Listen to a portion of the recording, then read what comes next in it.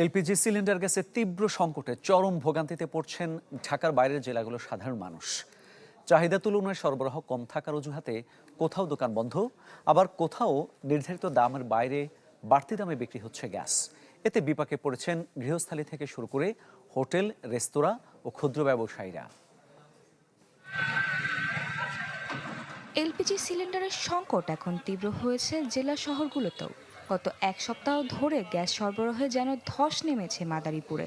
1300 টাকার gas cylinder বিক্রি হচ্ছে 2000 টাকা পর্যন্ত।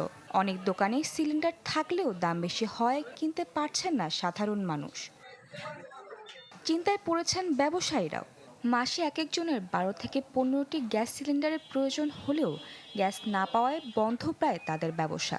5টা চাইলে দেয় 2টা এবং দামও বেশি, গ্যাসও পাইতেছি না। মানে তো গ্যাস বাদ দিয়ে আমি লাকড়িতে রান্না করতেছি। প্রতি বোতল 700-800 টাকা বেশি দিয়ে আনা লাগে। একই অবস্থা জয়পুরহাটেরও। সিলিন্ডার বিক্রেতাদের ধর্মঘট প্রত্যাহার হলেও স্বস্তি ফেরেনি বাজারে। সরবরাহ না থাকার অজুহাতে একটি চক্র কৃত্রিম সংকট তৈরি করছে বলে অভিযোগ স্থানীয়দের।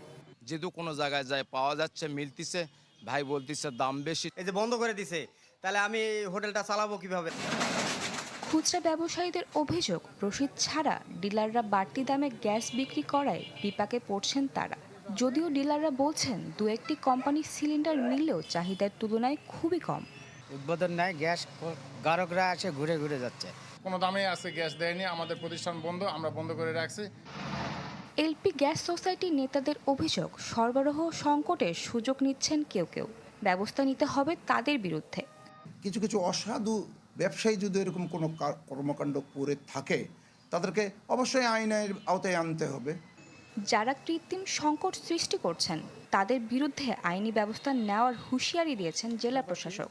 প্রশাসনের মাধ্যমে যে সংকটটা দেখা দিয়েছে তা সমাধানের চেষ্টা করা হবে। দুর্ভোগ কমাতে প্রশাসনের নজরদারির সাথে সরবরাহ বাড়ানোর দাবি ভুক্তভোগীদের। Desk report, channel 24।